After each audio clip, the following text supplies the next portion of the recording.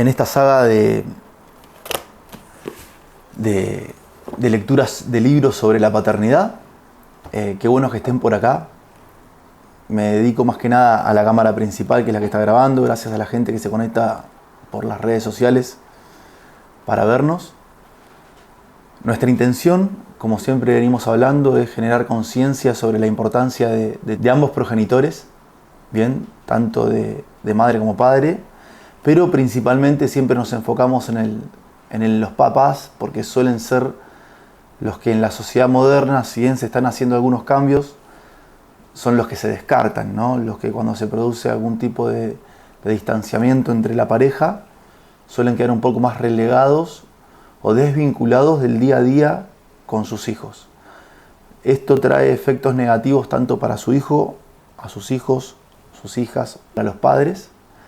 Y bueno, lo queremos empezar a respaldar un poco con datos, fomentando libros donde se ha estudiado el tema, y también no solamente centrarnos en eso, sino reconocer la importancia de cualquiera de los dos progenitores, ¿no? Tanto, como decía antes, el papá es porque es el que más perjudicado se ve, pero también de la mamá. En los libros que estamos trabajando se van a hablar sobre o tocan distintos temas. En este caso el que vamos a ver ahora es el rol del padre. Lo prometimos hace poquito en un breve anuncio que hicimos a través de las redes, a través de un spot.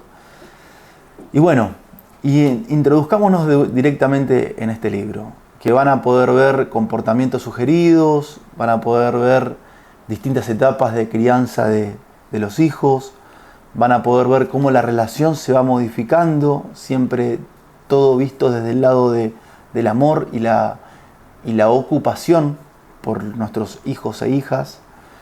Así que los invito, y las invito a quienes también les interese, a que vean el video, a que compartan, a que pregunten y que encuentren toda la información que hemos descubierto. Algunas cosas las sabíamos, las intuíamos y acá las podemos cotejar, las podemos corroborar, y otras cosas son 100% nuevas porque todo el tiempo estamos aprendiendo. ¿Está bien? Así que qué bueno poder compartir esta información con ustedes. Y ya metiéndonos de lleno en el libro, es un libro que escribió Kyle DePruet en el 2000, se tradujo en Argentina y se imprimió en el 2001, la versión que yo encontré. Y vamos a ir haciendo un pequeño repaso por cada capítulo del libro, ¿no? Empezando desde la introducción hasta el último capítulo, porque hay mucha información importante que les quiero compartir, que creo que les puede servir. Digamos, en la introducción tengo unos breves resúmenes, unos breves resaltes que les voy a ir leyendo o que les voy a comentar. Acuérdense que todo lo que vamos a ir hablando, comúnmente, a menos de que yo les diga que es una opinión personal, comúnmente va a ser la opinión, es decir, lo escrito por el autor, ¿no? No es que esto nosotros lo digamos porque lo pensamos, sino que estamos transmitiendo lo que dice el libro, insisto, a menos de que aclaremos de que no es parte del autor, sino que es un comentario personal. Bueno, en la introducción, la verdad que el autor no es escueto, no suele, digamos, resumir mucho los temas, sino que se mete en profundidad. Yo voy a ir haciendo algunos pequeños alcances, ¿no? Y él dice que este libro principalmente lo escribe para explicar exactamente qué necesitan los niños de sus padres y por qué un padre tiene influencia tan poderosa en la persona que llegará a ser el niño de grande, y por qué las mamás, es decir, el rol de la mujer, tiene que alentar esta relación, ¿no? Así arranca un poco la introducción de este libro. Por supuesto que muchas mamás dirán, esto ya es comentario, ahí se van a ir dando cuenta, dirán, por supuesto que yo lo hago, y hay para algunas otras que están más ayornadas a esta creencia de que la mamá es la más importante y la fundamental, tal vez no lo contemplaban. Las invito a esas a que lo consideren por lo menos. El autor ha realizado muchas investigaciones y las que no las realizó él es un especialista en psiquiatría, y las que no realizó él las han realizado colegas, otras personas de estudio. Él también comenta que la importancia en el rol del papá es fundamental para el papel que va a desarrollar el hijo a lo largo de su vida. Y también el papel que desarrolla el hijo en la vida del papá. Es decir, la importancia de estos roles influye positivo o negativamente, depende de cómo se viva, tanto en el hijo como en el papá. Ese famoso te cambia la vida, es así. Ahora van a ver algunos de los datos con cuál se coteja esto. Él dice que para empezar a escribir el libro tuvo una alumna que le hizo la pregunta, porque se estaba viendo en la universidad que él también hace clases, en la universidad que hacía clases, tuvo una alumna que le preguntó acerca de qué pasaba cuando un niño era criado por su papá, cuáles son las experiencias que habían, cuáles son las estadísticas que habían, y la verdad que él empezó a responder y se dio cuenta que estaba casi que parafraseando, que estaba diciendo casi frases en forma automática porque nunca le había estudiado el tema. Y cortó su respuesta a la alumna y le dijo, mira, la verdad no tengo mucha información al respecto, voy a dedicarme a investigar sobre esto. Se fue a la biblioteca el otro día para llevarle la respuesta a la alumna que le estaba preguntando y se da cuenta que había más estudios acerca de cómo influía la genética de una mosca que se posaba sobre una frutilla que acerca de cómo influían los padres en el desarrollo del hijo. Realmente había muy poca información sobre los padres en esa época. Acordémonos que estamos hablando de 1995, él todavía no ha escrito sobre esto. Cuando él empieza a recabar información, cuando él empieza a investigar sobre todo esto, le queda esta semilla plantada con la pregunta de su alumna, él encuentra uno de los primeros libros acerca de esto, que era El papel del padre en el desarrollo infantil. Es un libro de Michael Lamb que escribió en 1997. Entonces, ahí él empieza a reflexionar sobre esto, saca acerca las primeras conclusiones evidentes, ¿no? Y el tipo se va directamente, si bien a él le gustaba la psiquiatría y la psicología, él se va directamente a lo biológico. Él empieza por las bases del vínculo. Y él se da cuenta que en toda relación humana o que en todo fenómeno biológico las cosas no son porque sí.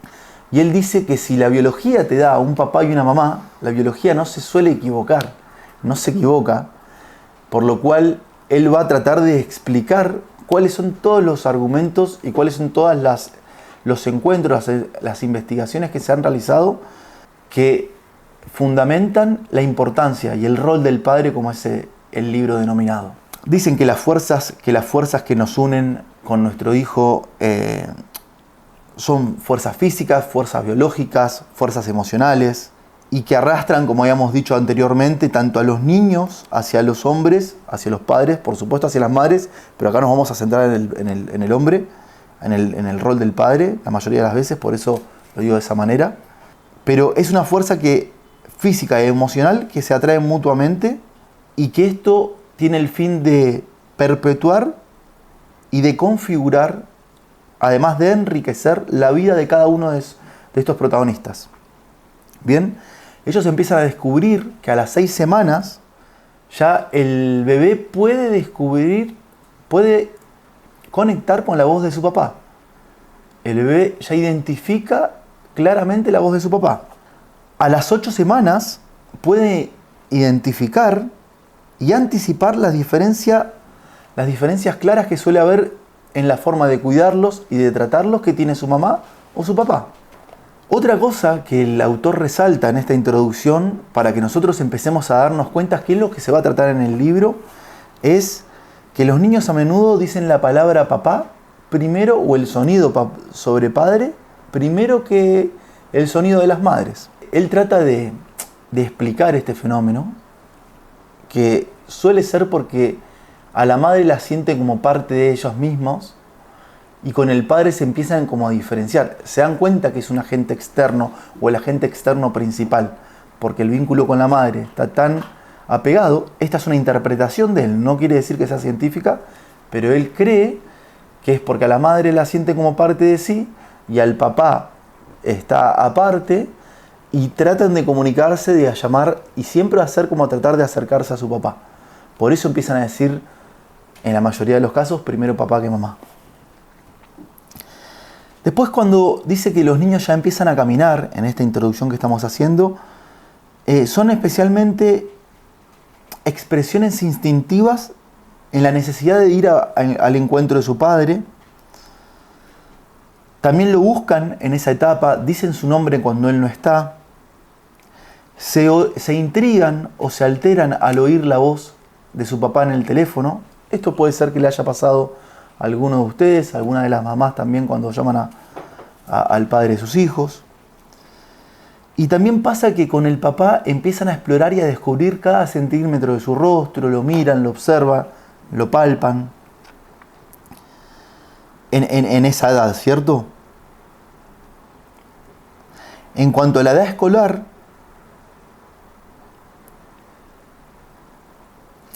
ellos quieren estar con sus padres en el trabajo, ansían conocer sus amigos, quieren conocer sus hábitos, quieren conocer... Es como que tienen una motivación para saber qué es y descubrir qué es lo que está haciendo su papá. Ahora, los adolescentes expresan de forma un poquito más compleja la necesidad del padre. Por lo que nos dice el autor, el adolescente empieza a competir un poco con su padre, lo confronta en los valores, creencias y también, por supuesto, límites, ¿no? Ahora, después, cuando nos introduzcamos en el libro, nos vamos a dar cuenta que si es una nena, si es una niña, va a tratar un poco distinto a su padre, en el caso de cuando es un hombre, ¿está bien? Lo mismo pasa con su madre, pero ya nos adentraremos en los capítulos pertinentes.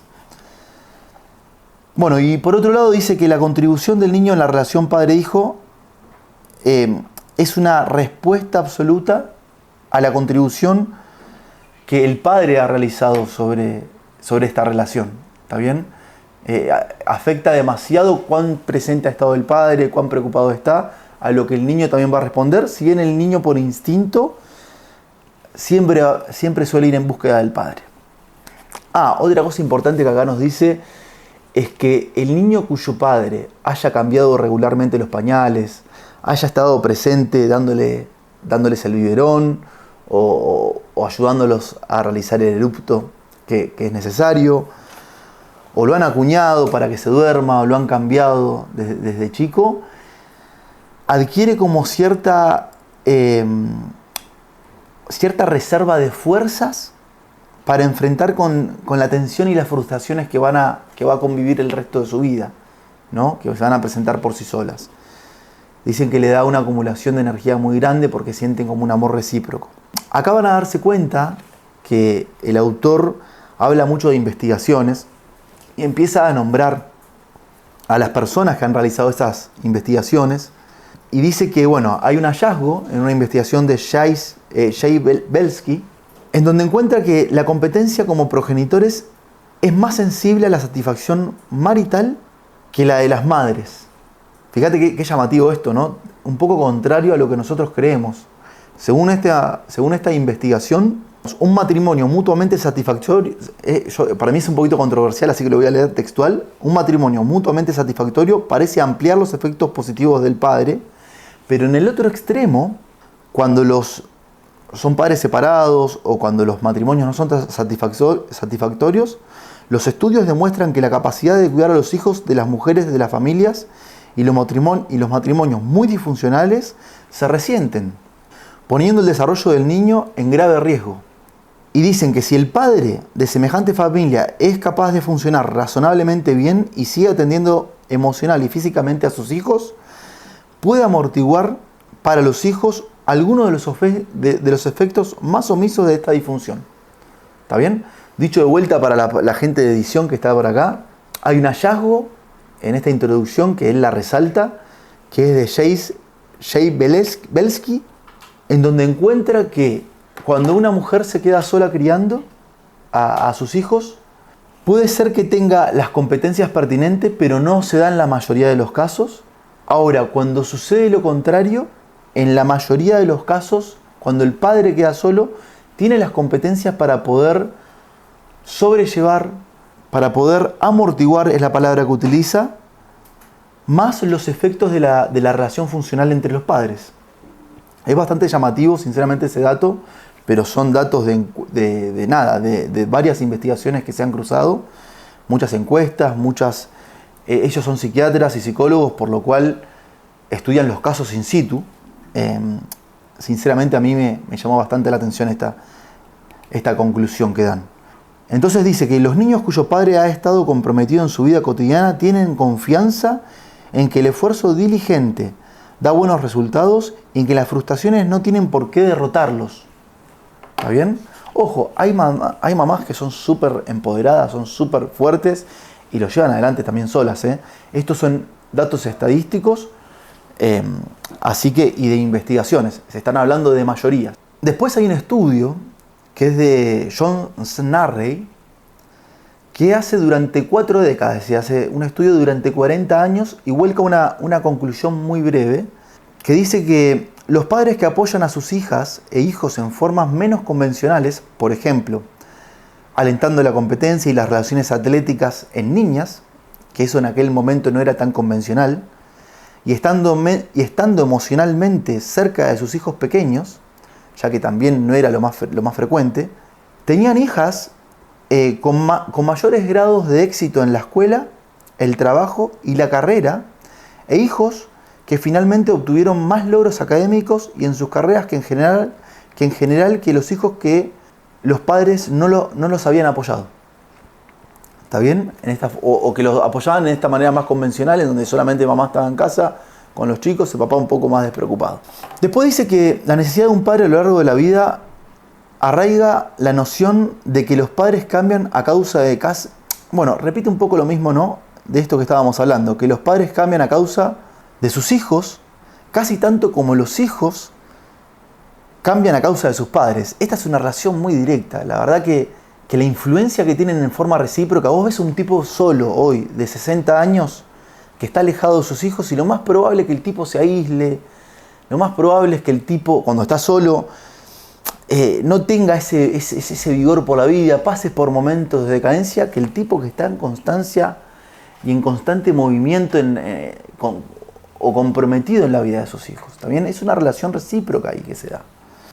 Además, después vamos a adentrarnos y vamos a ver que los hijos imitan o dejan secuelas los padres con este tipo de comportamientos y en el inconsciente van a atender a eso porque uno sobrevive.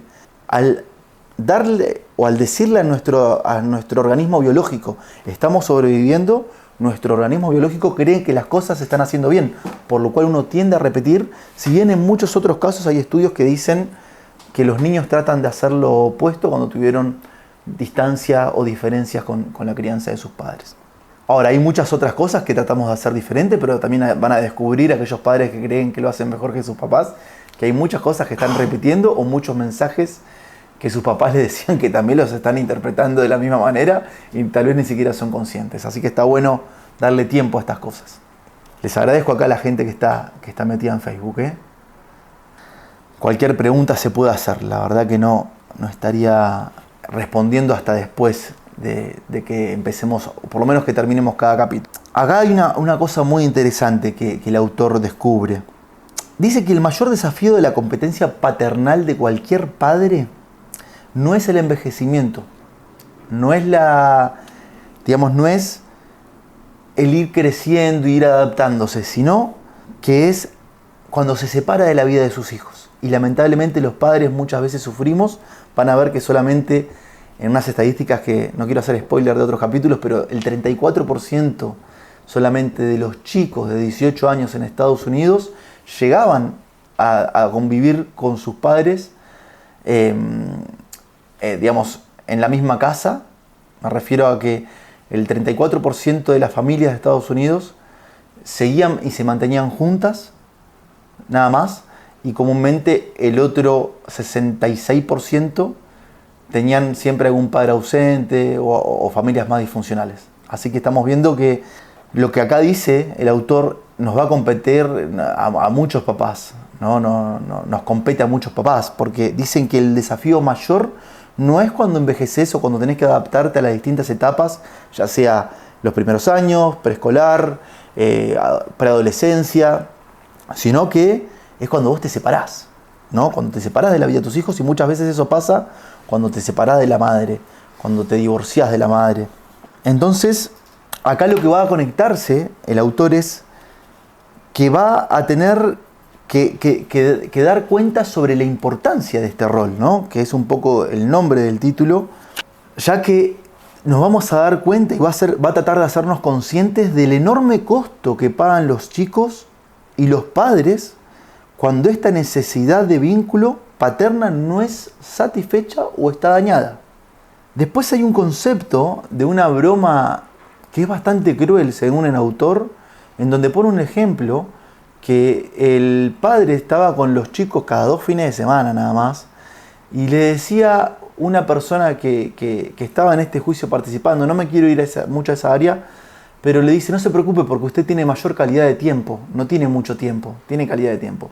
Realmente el autor la clasifica esa broma como broma, espera que sea una broma, y lo clasifica como demasiada crueldad en ese comentario, para que lo tengamos en cuenta.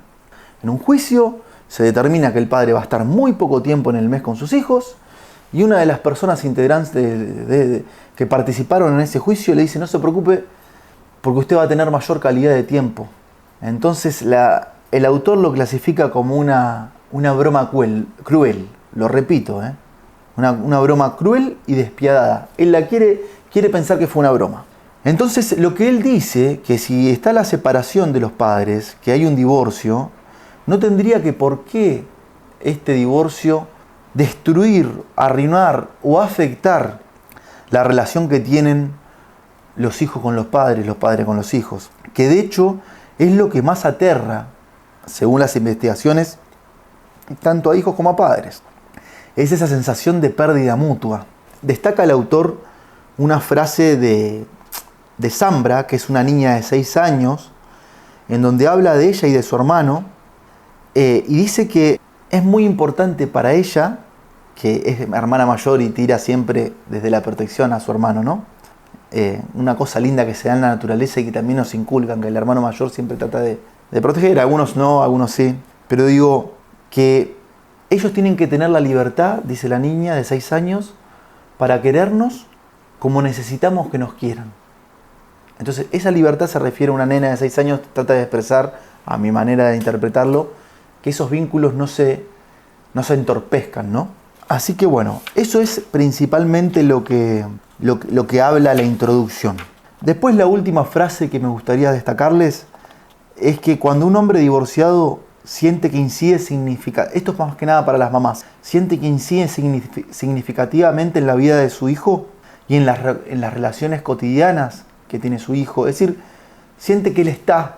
En todos los casos se demostró y se pudo comprobar que el compromiso y el sacrificio, tanto emotivo como financiero, tiene mucho mayor sentido para el padre, por lo cual lo ejerce muchísimo más. Y lo siente además como factores mucho menos punitivos, es decir, mucho menos conflictivos al realizar cualquier tipo de percance a esto, ¿no?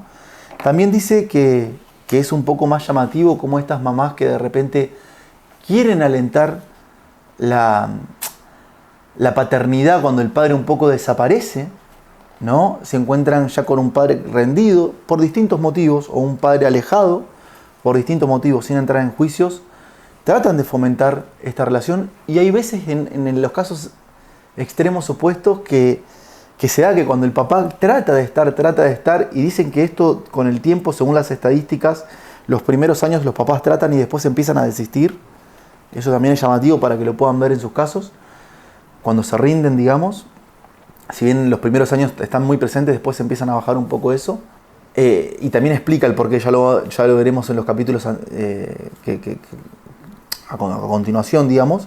pero dicen que se da el efecto contrario, como que la mamá trata de alejar en los papás que quieren estar más presentes en los primeros años. Ahí es llamativo cómo nos complementamos, ¿no?, las personas, o cómo tratamos de entendernos. Así que bueno, eso es un poco lo que más destaco de esta introducción. El autor dice en el último párrafo de esta introducción que acá se va a tener una mirada desde la profundidad del ser biológico y psicológico. Los niños necesitan conectarse con los padres y los padres necesitan conectarse con sus hijos para vivir una vida completa. Esto lo recalca varias veces en la introducción, lo va a recalcar varias veces a lo largo del libro, pero yo estoy absolutamente de acuerdo con esto. Se habla de ciclos, que uno entra en un ciclo de vida siendo hijo, por supuesto, y luego pasa a cerrar su ciclo de vida siendo padre, y también habla después de ser abuelo, que también está muy bueno. Así que bueno, esa es la introducción.